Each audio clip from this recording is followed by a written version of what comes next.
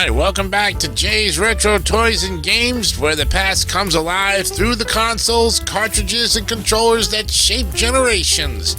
And today's journey dives deep into one of Nintendo's most fascinating and misunderstood consoles, the Nintendo Wii U. Released in 2012, the U was Nintendo's bold attempt to redefine home gaming after the massive success of the Wii. They promised innovation, deeper gameplay, and a bridge between handheld and console experiences. And yet, despite its ambition, the Wii U became one of Nintendo's most commercially challenged systems. Still, it's a story of not one of failure, but of experimentation, creativity, and lessons that would ultimately lead to one of the greatest comebacks in gaming history. I'm all tongue-tied. The Nintendo Switch. So the Wii U's tale is one of risk and reinvention, and arrived at a time when the gaming landscape was shifting rapidly. High-definition graphics, online multiplayer, and digital distribution were becoming the new standard. Nintendo, known for its creativity and family-friendly approach, sought to evolve while staying true to its identity. The result was a console that dared to be different, even if the world wasn't quite ready for it. Today, Wii U, on this Thursday, January 29th, 2026, episode 98 is ready to go!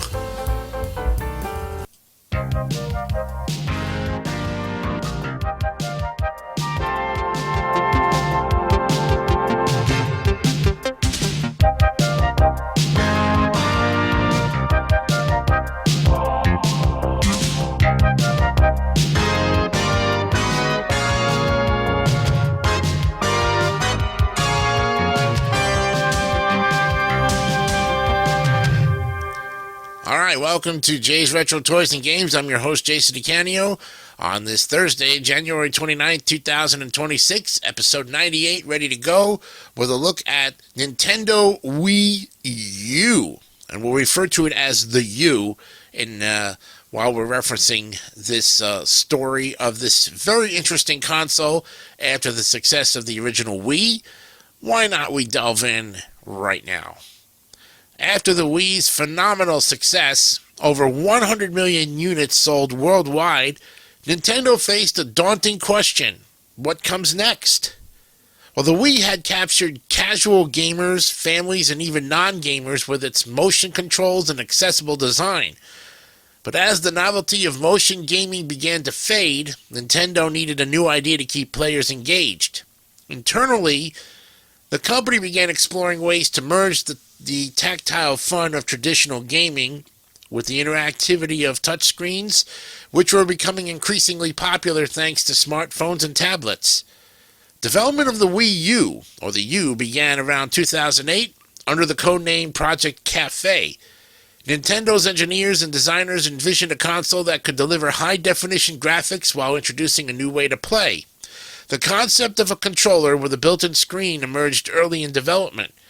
This second screen would allow players to interact with games in ways never before possible, checking maps, managing inventories, or even playing entire games without using the TV. It was an ambitious idea, and one that aimed to blend the best of handheld and home console gaming. When Nintendo officially unveiled the U at E3 in 2011, the gaming world was intrigued, but also confused. The gamepad controller, with its 6.2-inch touchscreen, motion sensors, and camera, looked unlike anything else on the market. Nintendo promised that it would revolutionize how people played together, offering asymmetric gameplay where one player could use the gamepad while others used traditional controllers. The potential was enormous, but so were the challenges. The U launched in November of 2012 across major markets, including North America, Europe, and Japan. It came in two versions, the basic set with 8 gigabytes of storage, and the deluxe set with 32 gigabytes and a copy of Nintendo Land.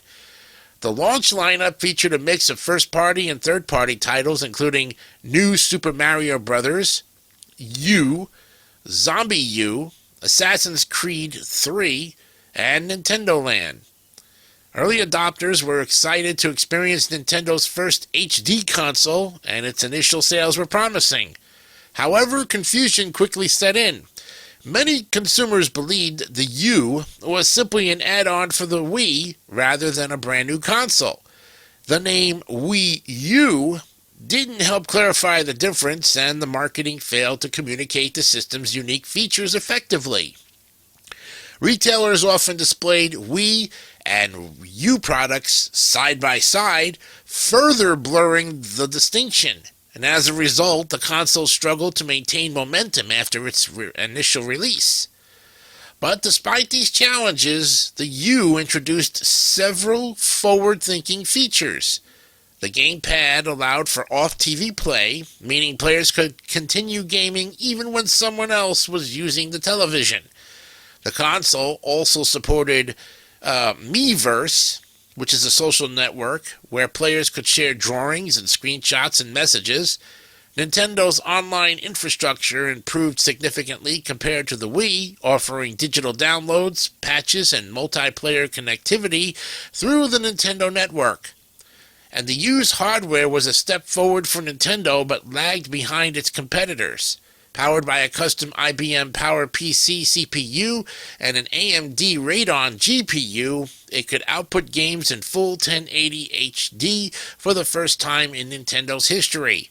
Yet compared to the PlayStation 4 and Xbox One, which launched a year later, the U's performance was modest. Third-party developers found it difficult to port their games to the system, leading to a sparse library of major releases.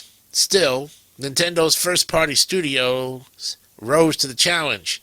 Titles like Super Mario World 3D, Mario Kart 8, Pikmin 3, and Donkey Kong Country Tropical Freeze showcased the console's capabilities and creativity. Splatoon, a colorful and fast-paced shooter, became a surprise hit, introducing a new generation of players to competitive online gaming. Super Smash Bros. For the U delivered one of the most polished fighting experiences of its time, while The Legend of Zelda, Breath of the Wild, originally developed for the U, would later become a defining title for the Nintendo Switch. And despite these successes, the U's sales continued to decline.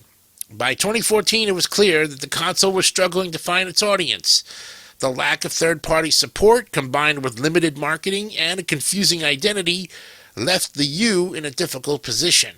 Nintendo's leadership, including then-President Satoru Iwata, acknowledged the missteps and began planning for the future. The U's commercial performance was disappointing by Nintendo standards. Over its lifespan, it sold approximately 13.5 million units worldwide, far below expectations, and a fraction of the Wii's success. Yet within this struggle lay valuable lessons that would shape Nintendo's next great innovation. And one of the key takeaways was the importance of clear communication. The U's name, design, and marketing failed to convey its purpose to consumers. Nintendo realized that future consoles needed a simpler, more unified message. Another lesson was the potential of hybrid gaming. Players love the ability to play games on the gamepad without using the TV, hinting at a desire for flexibility and portability. This insight would become the foundation for the Nintendo Switch. And the U also demonstrated the enduring strength of Nintendo's first-party franchises. Even as the console struggled, games like Mario Kart 8 and Super Smash Bros. Sold millions of copies, proving that Nintendo's creativity and craftsmanship remained unmatched. These titles would later be re-released on the Switch, where they found even greater success. And though often remembered as a commercial failure, the U's legacy is far more complex. It was a console ahead of its time, introducing ideas that would later define the future of gaming. The concept of seamless transition between handheld and console play became the cornerstone of the Nintendo Switch's design. The U's emphasis on community through Miiverse foreshadowed modern social features in gaming. Even its focus on digital distribution and indie support helped pave the way for Nintendo's thriving eShop ecosystem. And many of the U's best games found new life on the Switch, reaching audiences that had missed them the first time around, like Mario Kart 8 Deluxe, Donkey Kong Country, Tropical Freeze, and new Super Mario Bros. U Deluxe became bestsellers, proving that the U's software had always been strong. It just needed the right platform to shine. In retrospect, the U can be seen as a necessary step in Nintendo's evolution. It was a bold experiment that didn't fully succeed, but it laid the groundwork for one of the most successful consoles of all time. And the lessons learned from its design, marketing, and technology directly influenced the creation of the Switch, which went on to sell over 130 million units worldwide. The story of the Nintendo U is one of ambition, innovation, and redemption. And it represents a moment when Nintendo dared to take risks, even if the world wasn't ready for them. While the console struggled commercially, its influence can be felt in nearly every aspect of modern Nintendo design. And the U's spirit lives on in the Switch, in the joy of portable gaming, and in the creativity that continues to define Nintendo's legacy. For fans of retro gaming, the U stands as a reminder that even the most misunderstood consoles can leave a lasting mark. It was a bridge between eras, a console that looked forward while honoring the past, and here at Jay's Retro Toys and Games, that's exactly what makes it worth remembering. Thank you for watching. Don't forget to subscribe, like, and hit that notification bell to get more updates, more videos on Jay's All TV channel. We are 2 episodes away from 100, and when we hit that 100th episode, we'll then start the new series with the NES accessories. There's a whole episode slew of that stuff. And then we'll get into cartridges. We'll actually get into actual games of these retro cartridge consoles that we looked at all over the place. There's so much to look at and so many episodes. We don't know how long we'll take this, but we'll go with it. We'll see you the next time. Have a great night, and remember, always keep on playing. Till next time, have a great night. Bye for now.